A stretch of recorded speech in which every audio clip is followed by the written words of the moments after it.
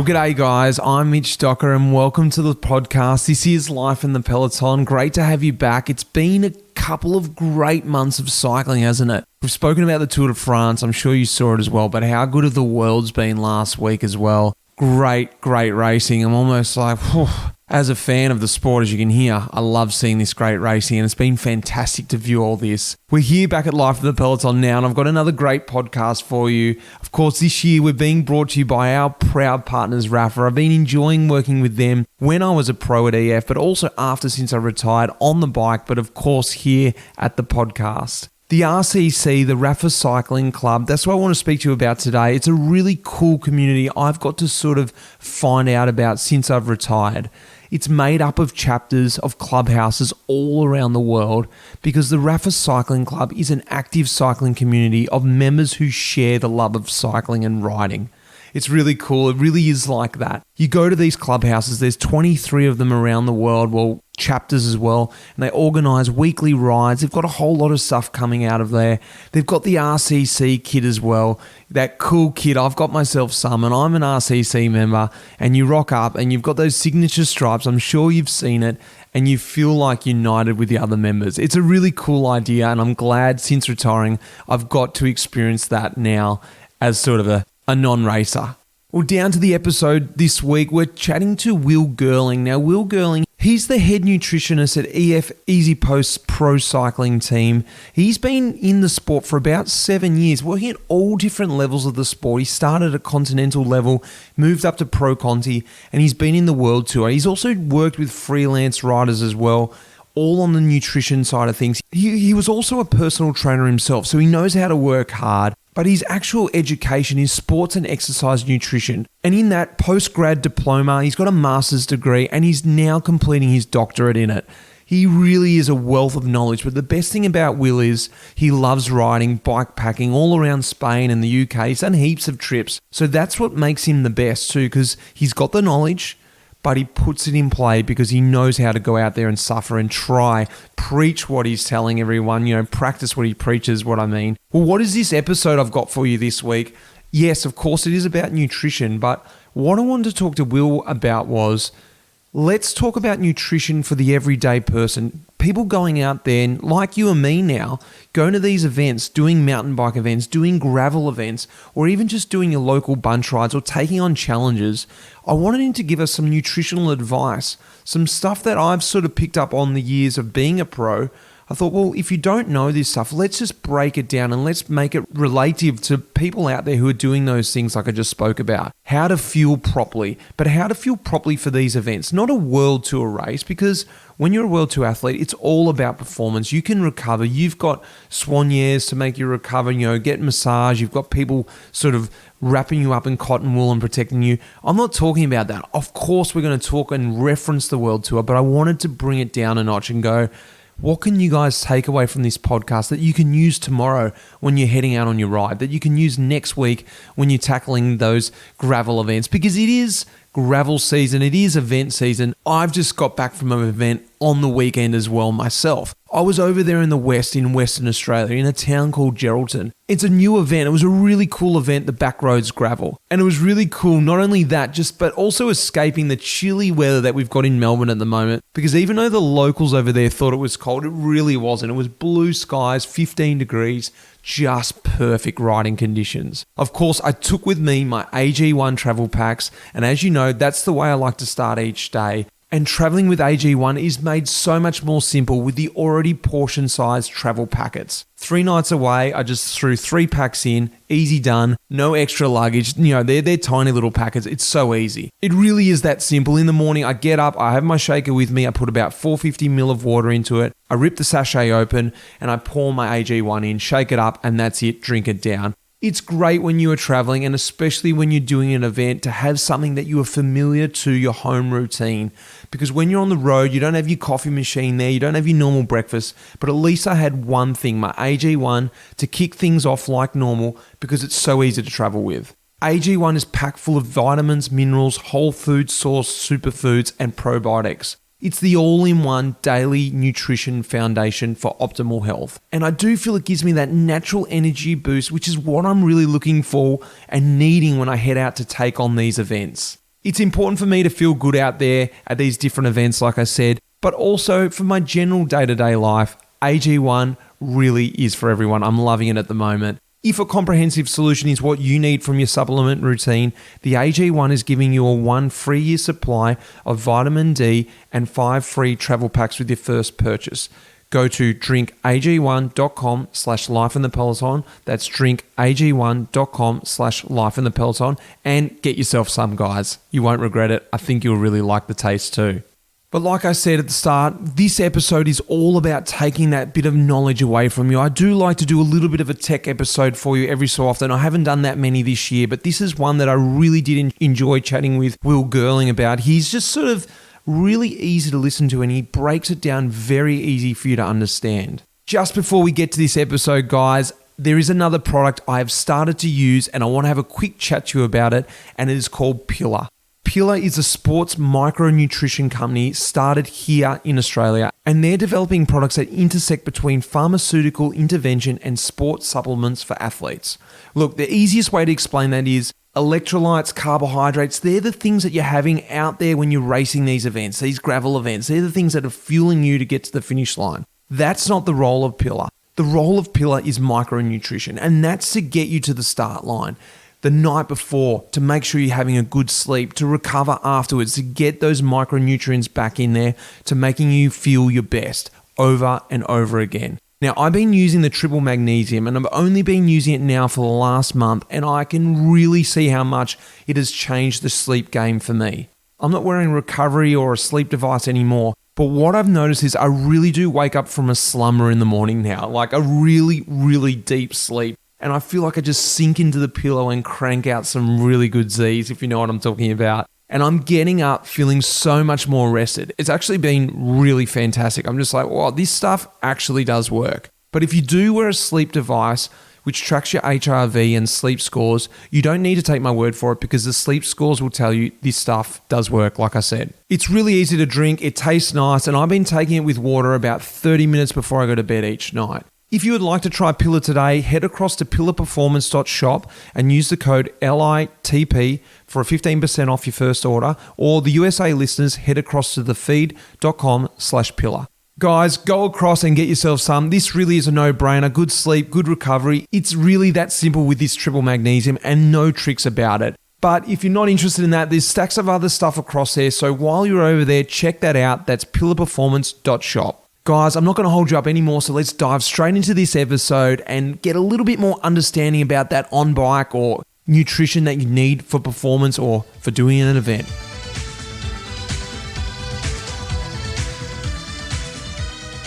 All right, Will, pleasure to have you on the podcast, mate. It's been a few years since we've touched base, and actually we only sort of crossed over at the very end of my time at EF.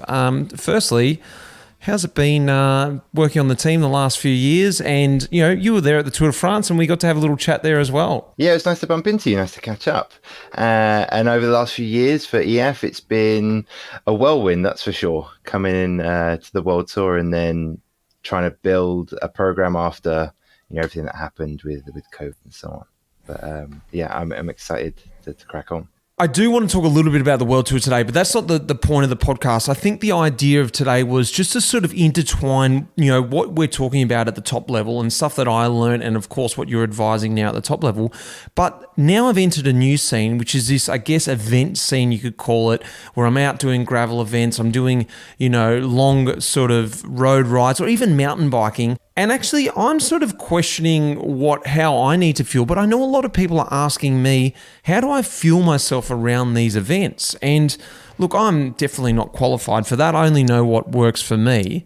But that's why I thought it'd be really interesting to sort of unpack what would be the right advice for people going out and sort of attempting. I sort of threw out there about 140 kilometer gravel event or an 85-mile ride that you do. It could even be a weekend challenge that you set yourself, or it could be an event, because I think everything around this is, okay, obviously you want to be feeling good on the day, but then outside of that, you don't have a whole week or a whole day just to put aside to recover. You also need to think about the week coming ahead, being back home with your kids on Sunday night, functioning at work on Monday morning. So all those sort of things I'm looking to unpack with you. Are you ready to rock and roll with that, Will? Is that something you can maybe help me out with here? Yeah, something I can definitely help you out with, mate. I think we can look into that for sure. All right, well, let's just start with, I guess, the big question is, you're heading down there, and this is something you and I were sort of discussing. How do we get around this? You've got this event on the weekend and you're sort of trying to prepare for it. When does it really start? Does it start the night before? Does it start the day before, the morning of?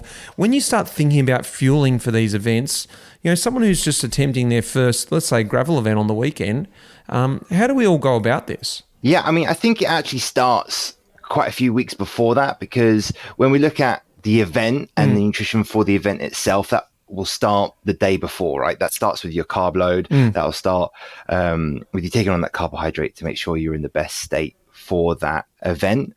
But being able to manage and deal with what you're going to do on that day starts practicing in the weeks before. Right.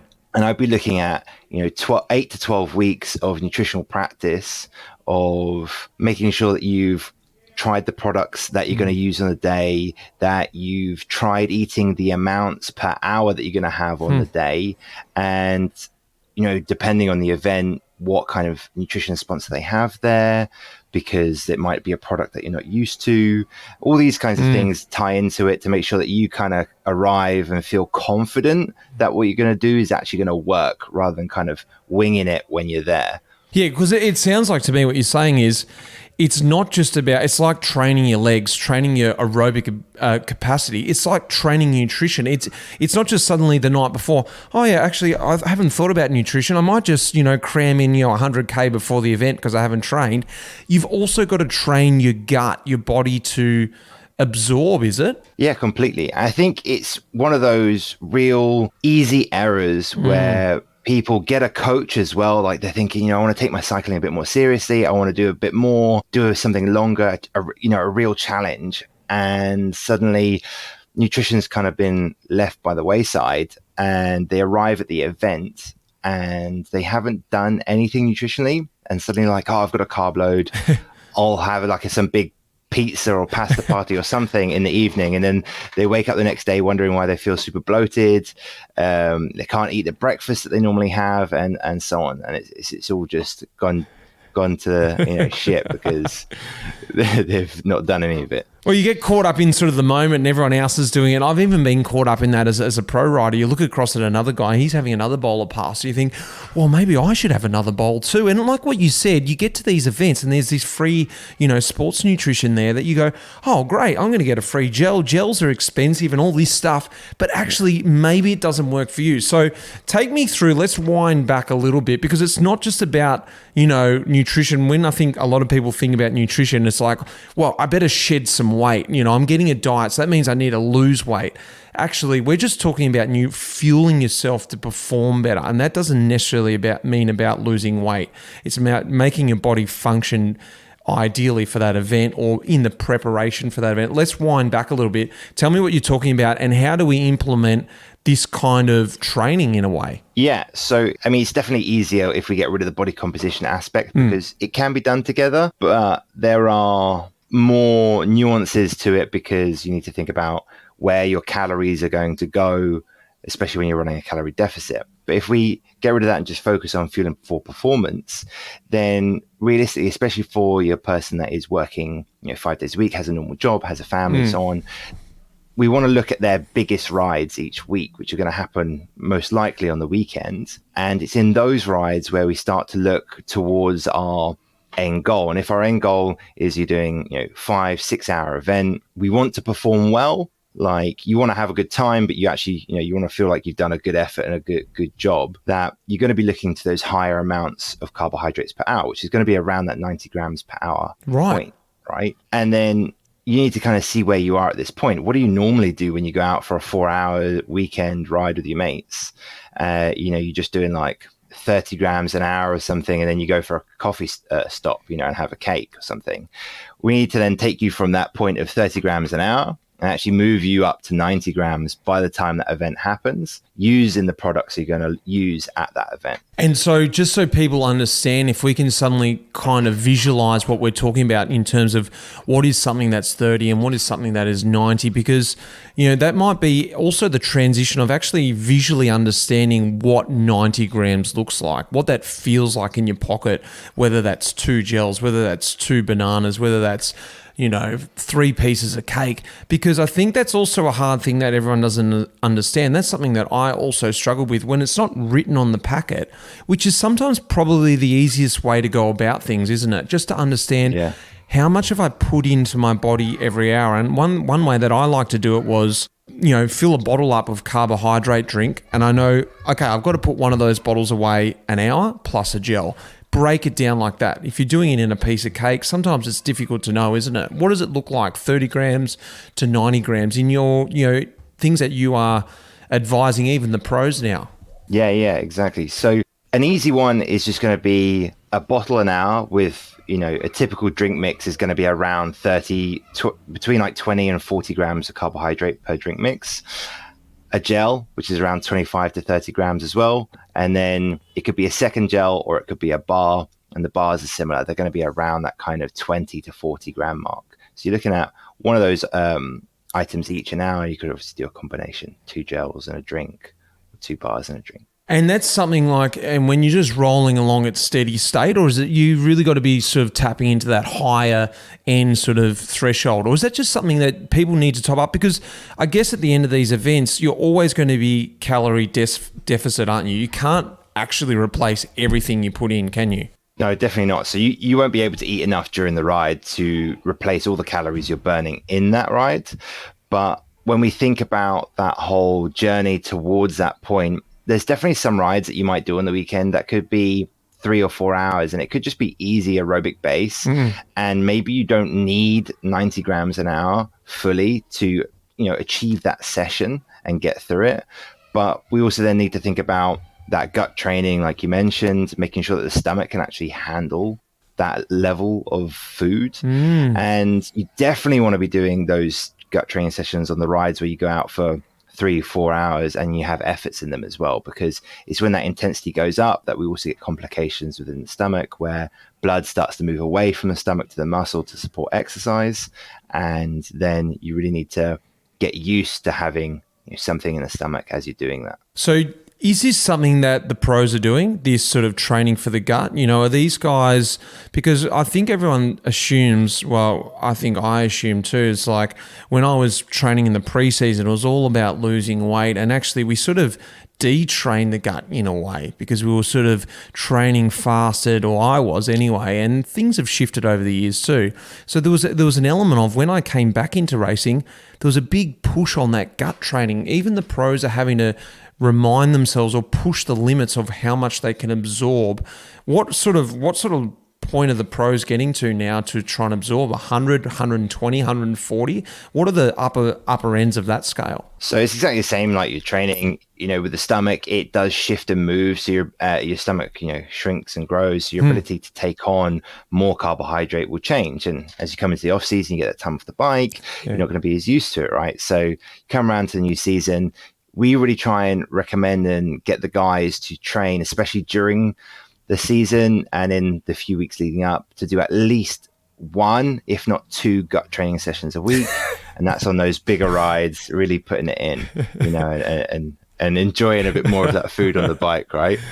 I love that gut training session. All right, boys, big gut. Well, I do remember these rides. They were quite ridiculous because in the preseason, I really got fixated on I need to try and get rid of an extra kilo here and there, or even train my fat metabolism system, which is, you know, we're going down a bit of a rabbit hole here, is like trying to use fat for energy to a degree and open up those channels. So when I came to these gut training sessions, it felt like luxury. I felt like $1 million on the bike because I was always fueled and feeling really, you know, never hungry. And I think that's the point I'm trying to put across here, is that you have to feel good on the bike. You never have to feel to the point of feeling empty or, you know, hungry. I think at that point there, you're past it, aren't you? That point of I'm feeling empty and hungry, you've almost missed the window, haven't you? Yeah, completely. I think you also got to look at like what you want to get out of the session. You want to enjoy that session. Like you're going out to ride your bike to enjoy it. And if you fuel yourself properly for it, you're going to feel more energized. You're going to feel stronger on the bike. You're going to feel like you're flying a bit more.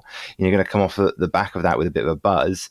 You're not going to come back absolutely ravenous. That typical one where you walk in, you go straight to the fridge, you open the fridge up, and you're just like caning everything from the fridge. So, these kinds of sessions will improve recovery, they'll improve performance, and they'll really help your end result there. And I think when we look at the guys in the peloton, they are pushing like 120 grams an hour in some of these stages and races to really help both performance and recovery afterwards.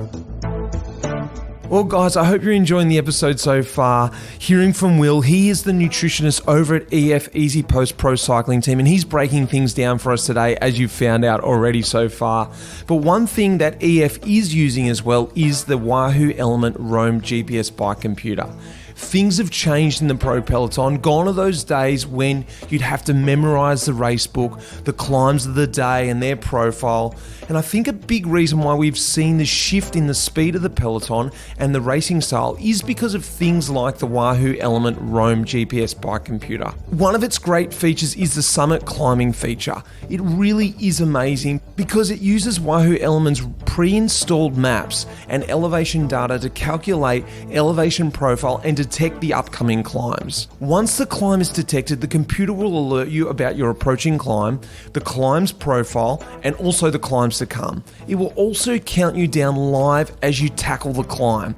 It's brilliant because if you're in the World Tour, that's the way you can plan these attacks. I think that's why we've seen guys just going on the attack. They know how long to go. They also know the profile. They've got all that information right there in front of them. For me, it's a little bit more like how long to go on this climb and how steep is this thing going to be. It's perfect if you're racing in the World Tour, like I said, but even if you're navigating yourself through the next gravel event or your next mountain bike race or whatever it is, or even better is when you're out exploring on your next ride or on your next bikepacking adventure. No longer are you going to be in the dark, turning a corner and seeing this surprise climb going, how long is it to the top of this thing? It really is a classy bike computer with many other great features and by far the longest battery life that I've experienced. A massive plus in my books. Well, let's get back to this episode and hear a little bit more from Will about understanding some nutrition. Well, let's talk about now just before we get on the bike, because I think the most important thing to take out of this whole podcast at the end of the day will be fueling on the bike.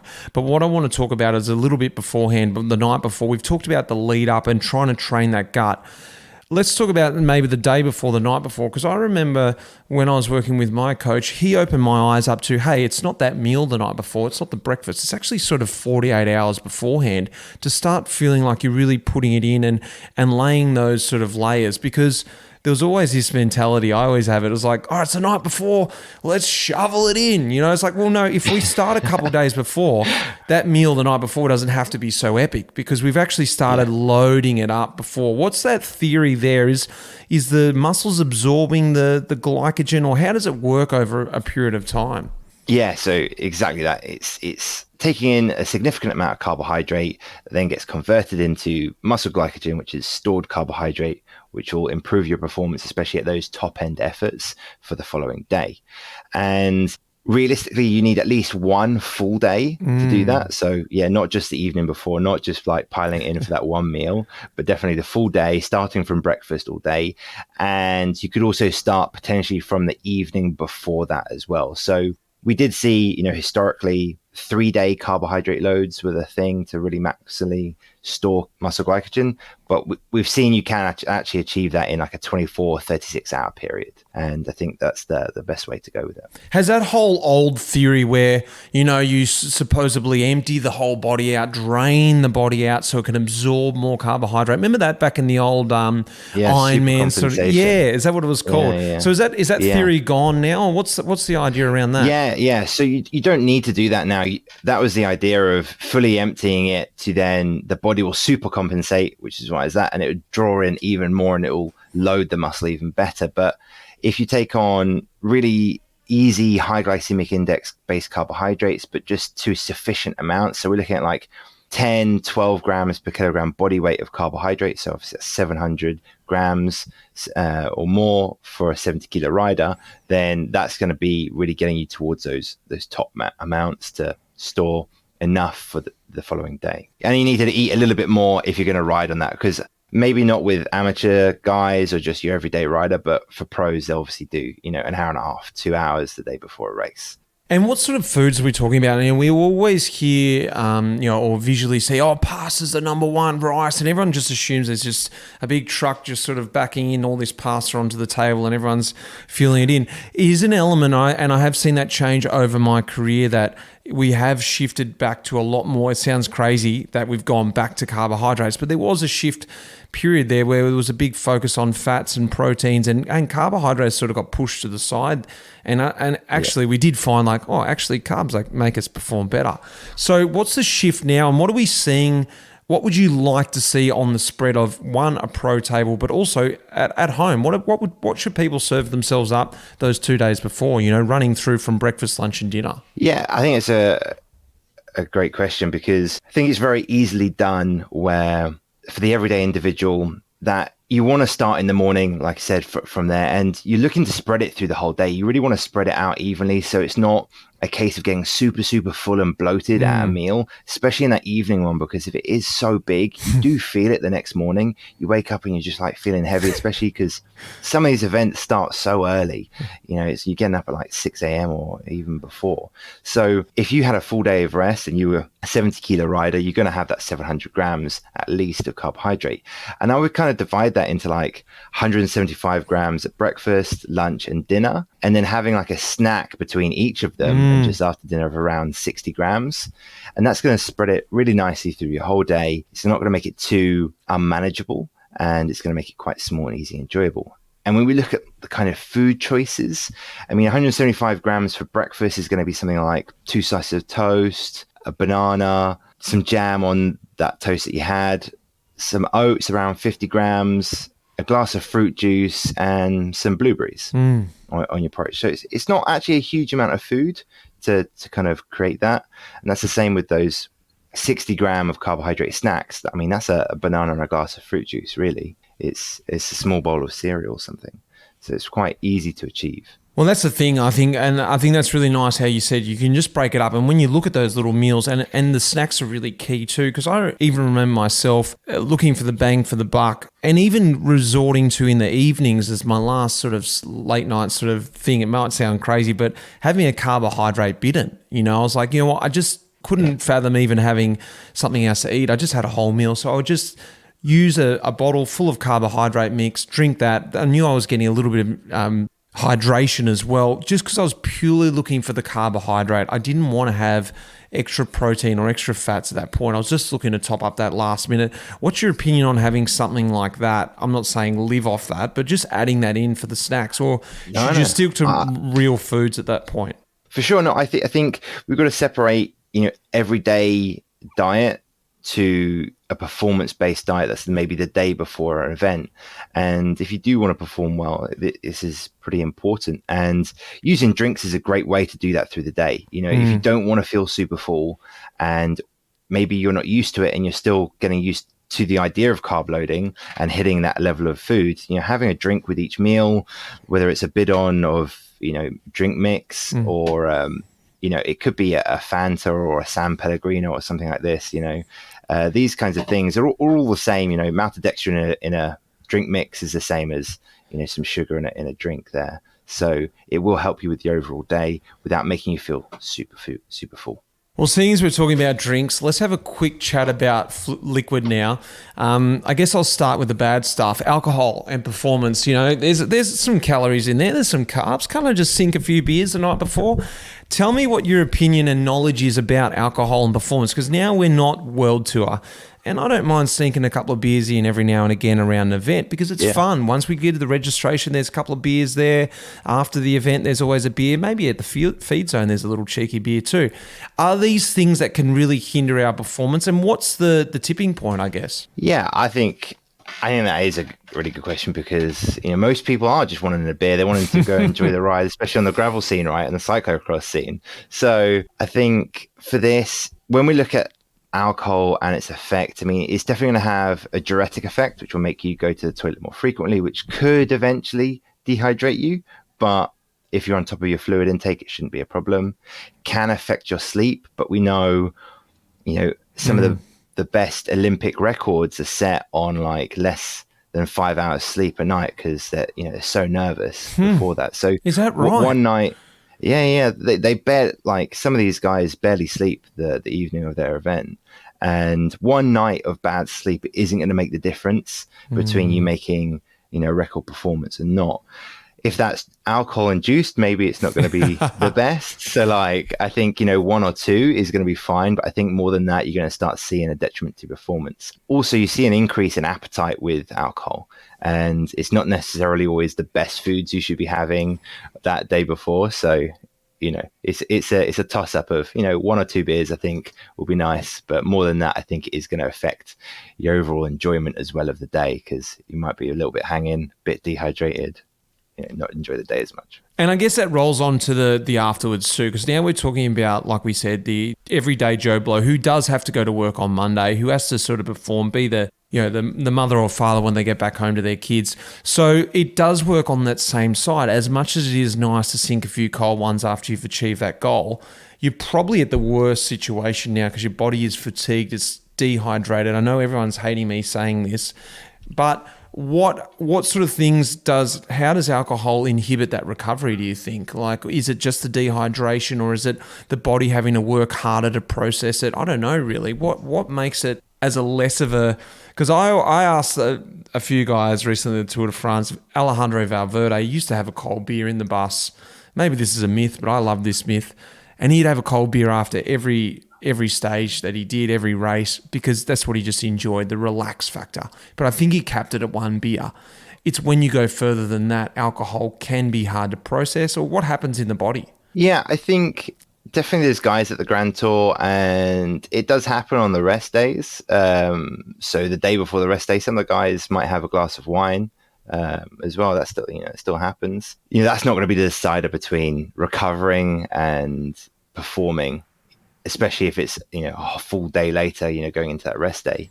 But when we're looking off the back of an event, so you've done the event and then you're having a few beers, there can be an inflammatory response there. And it does depend ultimately on how well trained you are as an individual. I mean, Valverde is incredibly well trained. He's very used to the demand, whereas somebody that's maybe doing their first 140k gravel race, when you do such a large effort, you get a suppression of your immune system because it's just so hard on the body.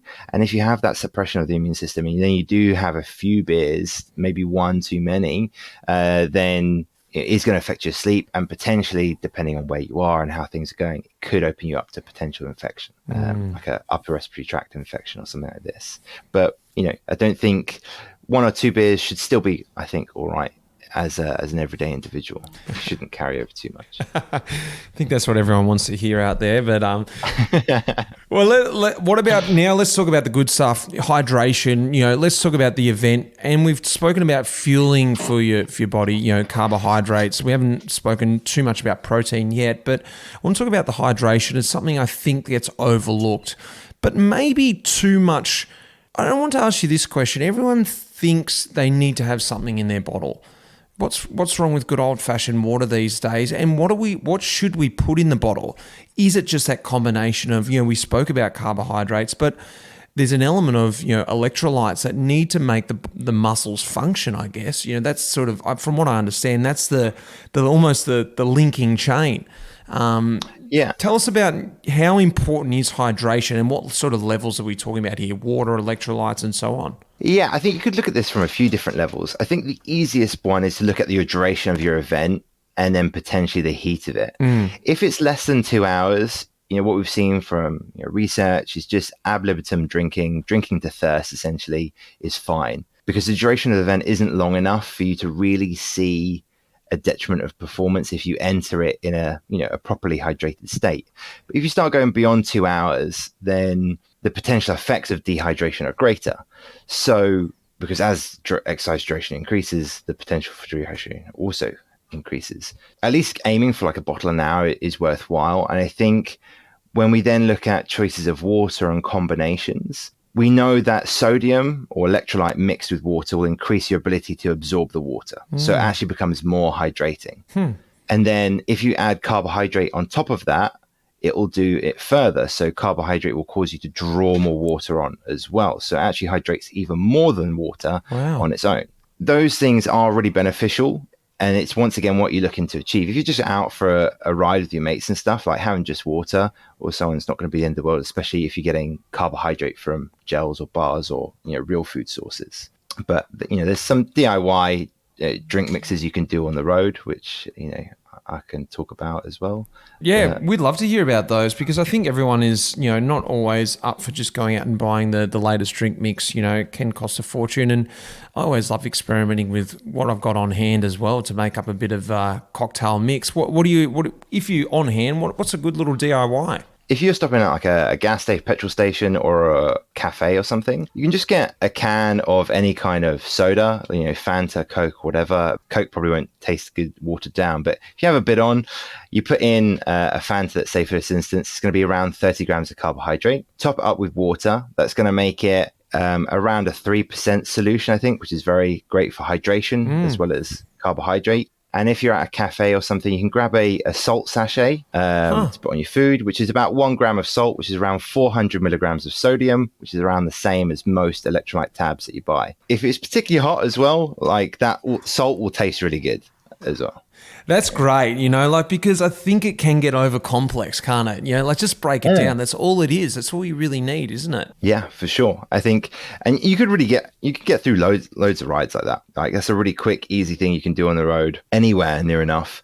And it's the same thing with like other things you can buy from petrol stations, like cereal bars and so on. And that's a really good one, especially if you're out, doing a bike packing adventure now and you're thinking about carrying all this extra sort of hydration product with you and you're trying to squeeze everything in. You're like, I need my hydration stuff. I can't live without this, on the road. It's like, well, hang on. I think I can probably make this do at like you said, at a petrol station or whatever. I've done the same. I've done big bike packing trips, riding through Spain and so on, where it's like 35 going on towards 40 degrees. And I just use salt on the way, stop at these, little taverna or whatever, and just grab some salt sachets, chuck it in the bidons, and that's good enough, really.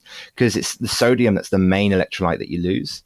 And I think a big point that comes back to your original question was, is water just okay? If we look at it in the heat especially, we have, let's say, a starting resource of salt. And then as we sweat, we lose salt and water. If we don't replace that sodium but replace water, the water increases and the level of sodium that we had that's here then gets dispersed over that greater volume of water. So you actually start to dilute your sodium concentration.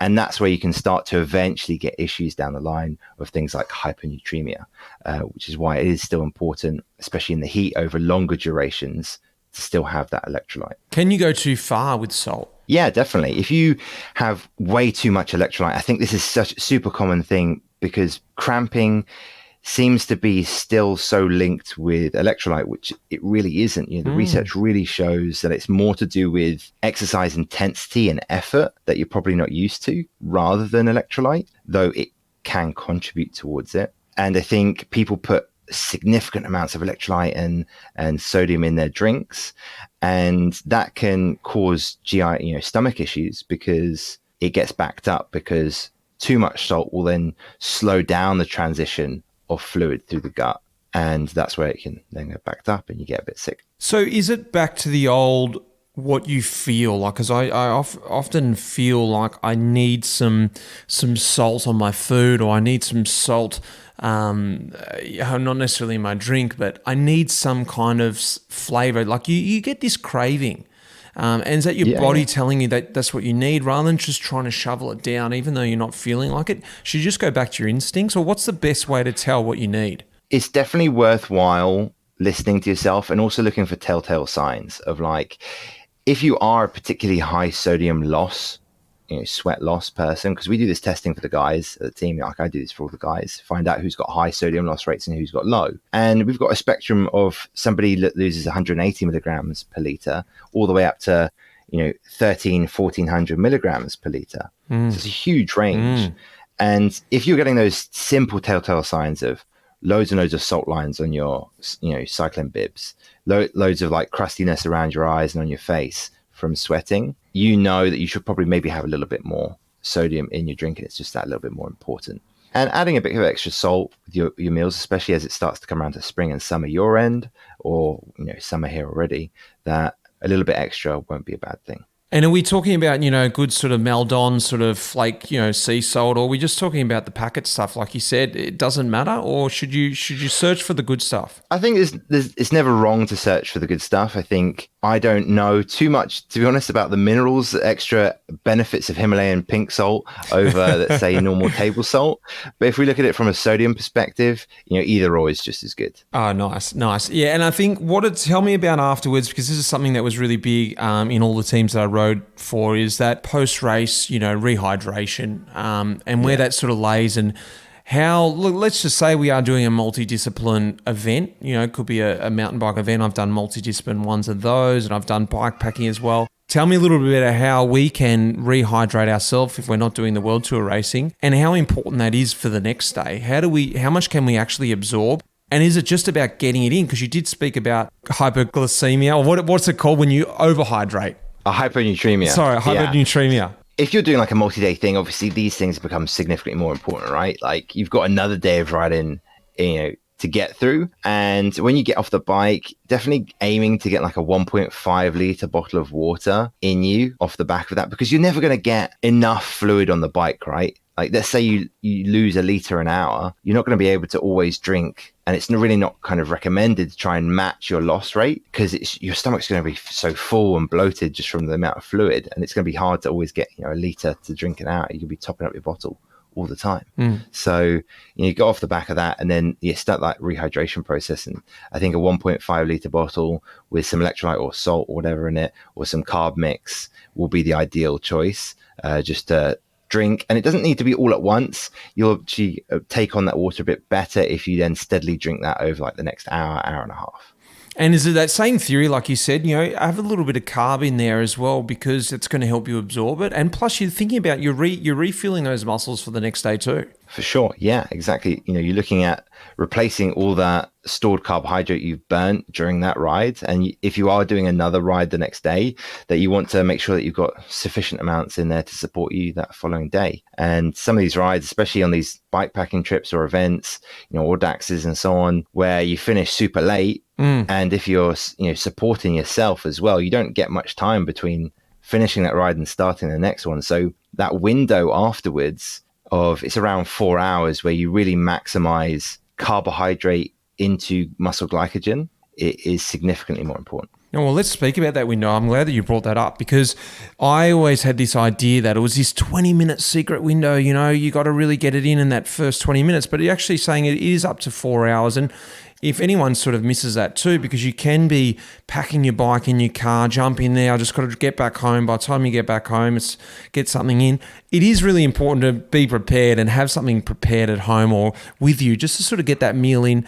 Is it just in that immediate sort of 30 minutes, or is it in that 4 hours? Tell us about after the event, after the race. Yeah, for sure. So I think a great example is just using the guys in EF, right? Because what we recommend for the guys is they come back on the bus, they immediately have like a tart cherry juice drink supplement, which helps with inflammation and muscle recovery for them afterwards. You don't have to have that as an everyday individual, but you could have, your recovery shake, which is protein, is what we use. We don't have carbs mixed with it. Then we recommend the guys just have some like Haribo and some fruit juice, some really fast acting carbohydrates that are going to go right into the system, going to be absorbed really easily, not going to be slowed down, and can go straight into the muscle. They can then go have that shower, get changed, settle in, actually get back to their seat. And it's at that point, half an hour, 45 minutes later, where then they can get that bus food. And that's where you can have that actual meal, start having that rice, that pasta, to then start and continue that recovery process. I think the same thing with people doing their own races and events. Have something with you at the car when you arrive back. Have that, protein recovery drink with some simple sugared carbohydrates, things that you enjoy as well, because it's not going to be a problem. in terms of like insulin or anything like this. It's just going to go straight to the muscle, and then get yourself home and then have something proper. And the protein you brought, and that's something that we always see the pros, and I experienced it myself. They got the protein shaker straight after the event. They're downing that. Tell me a little bit about protein now and sort of where that lies. Is it something that you need to have immediately? Because there was times where I was also having it as I was going to bed, that maybe it was a good time for the body to absorb it when I was sleeping. I don't know. Was that even right? Is it after the race? Is it late at night? When's the best time to get the protein in now? Yeah, so realistically for the protein, the most important thing is the total amount of protein over the whole day. Right. And as a high exercising individual, as a professional or somebody that's training 10, 15 hours a week, you want to be looking towards that kind of 2 grams per kilogram body weight. So let's say 70 kilo rider again, 140 grams a day. I would just split that through your day, looking to get it every 4 hours or so. So you have breakfast, have some protein there. That can be from eggs, yogurt, a protein supplement to mix in with those, with your porridge or whatever. And then you do your ride or event, and then you have that protein supplement afterwards. And that's not essential. I think if you're doing multi-day events, things like that become a little bit more important because it is faster absorbing. It is going to increase your ability to recover starting a bit quicker. But as an everyday individual, you could just have a protein-based meal afterwards, and that would also be fine. But total amount is most important, because even if you get that timing right after the ride, if your total amount for the day isn't enough, and I like to use like building bricks as an analogy for it, because protein are those bricks to build cells, recover muscle, and actually to rebuild those damaged walls. And if you don't have enough bricks, it doesn't matter if you've got the best bricks, at the right time. If you don't have enough of them, you still can't build the wall back. So look at that total amount, and then start to look at those timings. But the pre-bed one you mentioned is really good, with the casein, the slow digesting protein to release more bricks steadily whilst you're asleep. Does improve muscle recovery. Yeah, right. Oh, good. I'm glad I was doing that. And even though I probably didn't really feel it that much, it's good to know that I was trying to put the things in place. Let's talk about when you go too far, and that's something that I've done myself, and it's very hard to come back from. You haven't fueled yourself properly. You hit this thing called a hunger flat, and I just want to ask you, what is a hunger flat, and what's that feeling? We always talk about it, but maybe some people haven't experienced it themselves, or maybe they have. They just didn't know what was going on. Tell me what happens during a hunger flat, and what is the road back, if there is one? Certainly in the day of the event, or even if it's a multi-day, how long does it take to start to get those, muscles fueled again? I mean, by hunger flat, you're talking about bonking, aren't you? Really? Yeah, right? You just haven't eaten enough, and you've just got nothing left in your system. So, I mean, if you've completely run empty, what you can do is obviously take on more carbohydrate. It will bring your blood sugar level, because what's happened is your blood sugar levels run low. You are having a hypoglycemic event, like you spoke about earlier, and you're just not able to support exercise performance anymore. What it can also mean is that your muscle glycogens also run empty. So if you're doing really hard efforts and you're trying to do VO2 max based efforts, realistically, you're not going to have the juice to squeeze anymore, and it's just not going to be there. Is that because your muscles are empty of glycogen, or that pathway for the moment is the blood sugar's low? What is causing that? So it's two different things, really, is that when you look at those really high-end efforts, those VO2 max efforts, so, where you're really pushing, that those are mainly fueled by muscle glycogen, because it's the fastest, most readily available energy. And that's why it's needed in those hardest efforts. But if you're going at like kind of tempo and around there or below, then you can use just blood glucose, which is where taking on that carbohydrate can still support you. So if you have a hunger flat and you're out with the mates and you're just doing a normal ride, you can come back from that. You can bring blood glucose back up and you can continue the ride. But if you're looking to do some efforts and you're in a race and you completely bottom out, you're going to be able to bring back blood glucose so you can keep going and do a certain level of effort, but you're going to lose out on that top end if you run completely empty. Interesting. Yeah, right. So, and the blood glucose, as you talk about, is simply having a sugary drink that can just be easily absorbed, sucked straight in, either through the your mouth even probably, couldn't it? Yeah, for sure. So, that would just be through drinks, bars, gels. Something that's rapid is obviously going to bring it back to normal a lot quicker. And also, if you bring exercise intensity down a little bit, it will recover a bit quicker. But I think this is like one of the biggest, misconceptions or myths that I kind of come across a lot is about this kind of sugar crashing and that having like sugary items on the bike causes these sugar crashes. But what's actually happening is that people aren't having enough carbohydrate frequently enough. And what they're doing is like they're out riding, they're feeling good, they have like a crash. That's where blood glucose comes down. They'll take on like a sugary item and it'll come back up, right? And they start to feel good again. But if they don't then bring it back up and maintain it and keep having food choices to keep that maintained, they'll come back down again. And you start this roller coaster of just going up and down. And that's where they feel like they're just always doing that. Really interesting. It's really interesting because I can look back on many mistakes that I've made throughout my career and continually to make now as I'm heading out to these events and just thinking that I'm, stronger than the world and I can just, it's simple fueling. Look, I guess we can sort of get to the last sort of points here. Some simple tricks to remember as everyone's sort of coming in. I think a real point here is that the fueling around it is not just literally on the day, wake up in the morning and start thinking about fueling. We need to start thinking about it from a long way out. What can you sort of advise us here, looking back on sort of what we've discussed now and what you learnt, I guess, working with the boys in the World Tour and also from your own experiences out riding, some simple takeaway points that you like to have and like to pass on to the riders or people that you're advising going into these events or going into races around about fueling and the stuff that we've spoken about? Let's just bust through a few of those. And I think train the nutrition that you're going to have for the event. Check the nutrition sponsor for the event and see if you're going to use it and it agrees with you. On your carb load, avoid red meat, high fiber foods, high fat foods, and spread it out through the day. Then I think, what else? Well, before you go any further, you've opened up a can of worms. We got. Okay, I think everyone's sitting here going, whoa, no red meat. We haven't spoken about this yet. Now we've got to talk about this because this is something just before we move on. No red meat. Tell us about that and why. And it's something I experienced as well racing is that we do avoid a lot of red meat when we're on the race, especially in EF. They were really big on that. And, I only learned about that towards the end of my career. Tell us a little bit about that theory. Yeah, it sits a lot heavier in the digestive system. It takes a lot longer to digest and move through the body. And it can make you feel heavier the following day. And on the World Tour that you get dinner pretty late sometimes. And when that digestion is a lot longer and a lot harder, that can then disturb sleep. And it can cause you not to go into as quick a deep sleep and impair that recovery process. So we do typically stay away from it, introduce it on the day, just before the rest day. So you get to enjoy, that meal, that steak, that hamburger, whatever we cook for you guys.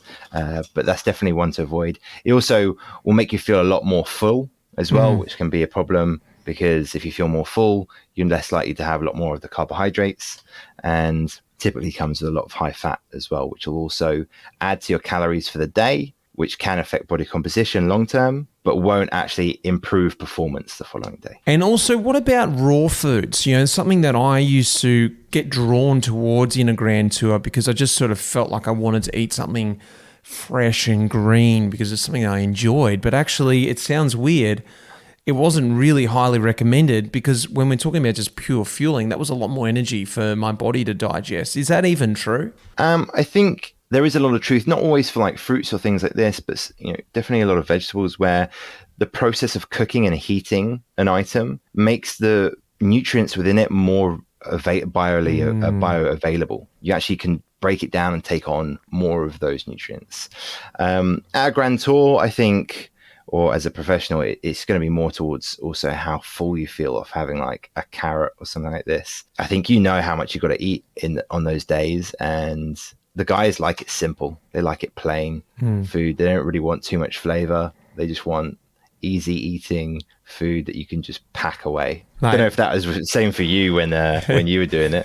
Well, it was weird because, maybe it was because of the body composition thing, but we used to always get a big salad sort of served up, and I would always be going over there and getting a big, big plate of salad. And I remember a couple of guys going to me, mate, that's wasted space. That's wasted space. You're not getting any calories out of that. But I think I just got to the point at the end of a grand tour, in the middle of a grand tour, I just sort of felt like I just didn't want to eat, anything sweet or anything sort of mildly processed. I wanted to bring it back, and that's what I was craving, regardless of the energy sort of intake. Maybe I was sort of inhibiting myself for the next day, but I knew that I just sort of felt good about it, and I'd push the carbs in a bit later on. A lot of the guys track their food now at races in the team, and I think if that salad isn't stopping you from hitting your total requirements for the day, then I think it's more than fine. And we still serve salad, obviously, with meals and vegetables and so on. But we try to make them, as easy to enjoy and digest as possible. What are some of the latest sort of trends that you're seeing move through the peloton at the moment, whether you agree or disagree with them at the moment? Latest trends? I don't think there's too many. Obviously, the last couple of years was all about kind of ketones, and the research behind that really isn't there to support that. And it's so expensive as well. And a lot of synthetic ketones. Yeah, exactly, like external ones. And the research really isn't there to show that it has a significant improvement on performance. And I think that's one that's spoken about quite a lot recently. I think the most recent thing that's kind of come out is like Morton's bicarb system. But, from the research that I've been doing with the guys and some, blood testing of like blood bicarbonate testing, seeing how those levels go up after taking it, it seems really effective, and it does last for a long period. I think it would be worthwhile for a solo event like a gravel ride if you're really wanting to perform. You open up another can of worms there, and in a couple of words, just quickly explain the Morton product there, because it's something it's pretty new on the market. And it's pretty sort of pricey as well, eh? Yeah, revolutionary, isn't it? Yeah, it is. I mean, sodium bicarb has been around for a long time. Right? It's been used on the track. It's been used in cycling for a long time as a lactate buffer to help you perform harder for those efforts in that range.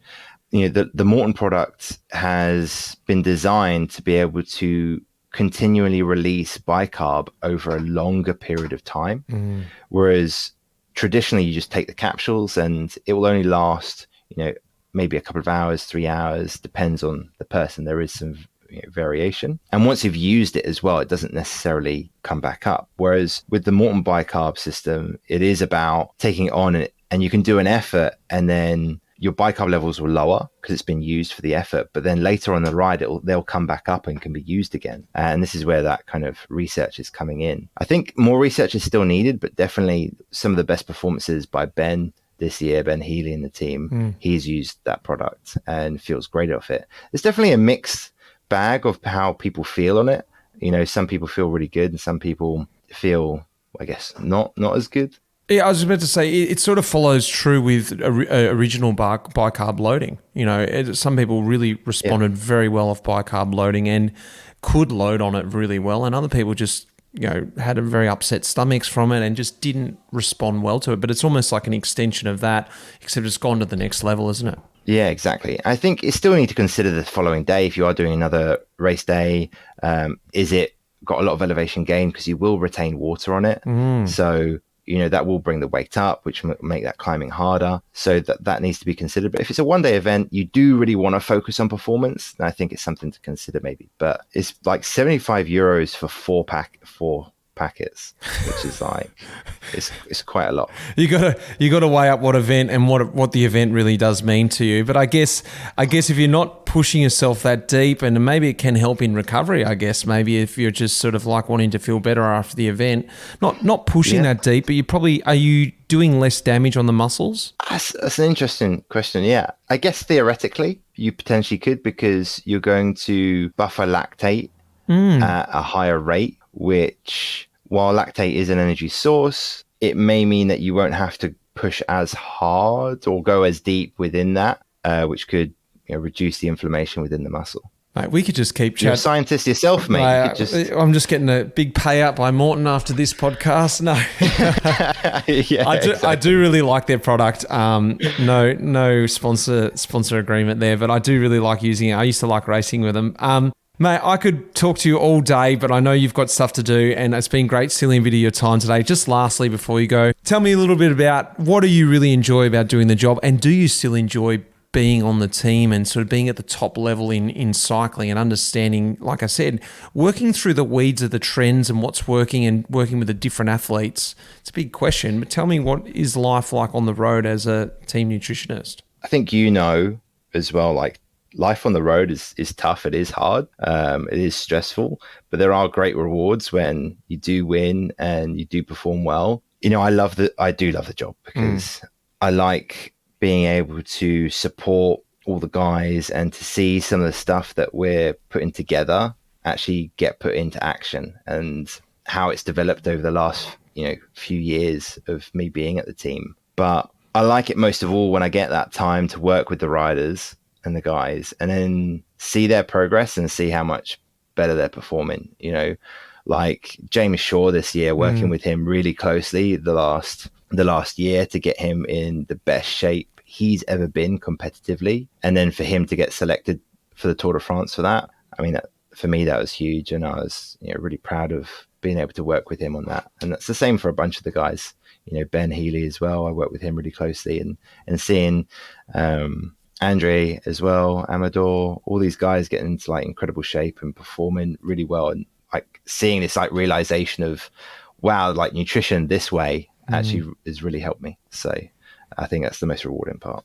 And it's amazing to hear you say that, because not only did James Shaw get in the Tour team, he performed awesomely there, and Andre Amador, as an old pro, to come in and sort of reinvent an old pro who's been stuck in his ways of probably, for 10, 15 years. That's also a really hard challenge as well. And of course, Ben Healy, say no more. If you haven't been watching any cycling race, you've seen the new superstar there. So bloody awesome to have a chat with you. And I hope everyone can take a little bit more away. I feel like this is part one, because we really just scratched the surface, and we're going to come back. I'm just sort of looping you in here, mate. We're going to come back another time next year and go a little bit deeper.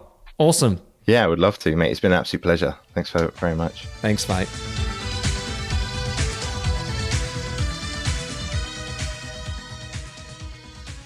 Well, I thought I knew a lot about nutrition because I just picked it up over the years. Believe it or not, I did study nutrition at university, would you believe it? But that was many moons ago, and I've actually forgotten my whole degree. I'd probably have to go back and repeat the whole thing. But as a pro athlete, you pick up a lot along the way. Some good things, some bad things. But I still learned stuff today talking to Will, and I'm sure everyone out there took a lot away from that episode, because I still took some stuff away myself. I love that idea of making the cocktail up while you're out there on the road. You don't need to have the primo products with you all the time. It's about just having those simple things, the sugars and the salts, to make up a mini sort of electrolyte drink to get you through. Will's a great chat, and I can tell you he's probably going to be back on the podcast sooner than he wants. I really enjoyed chatting with him, and I hope you guys enjoyed listening to him too.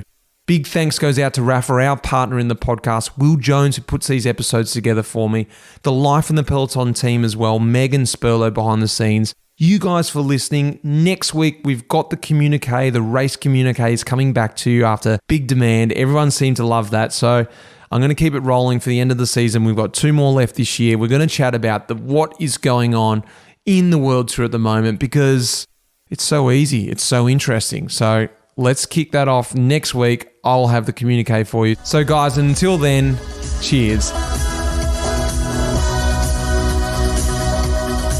The music in this episode was composed by Pete Shelley. Cheers, mate.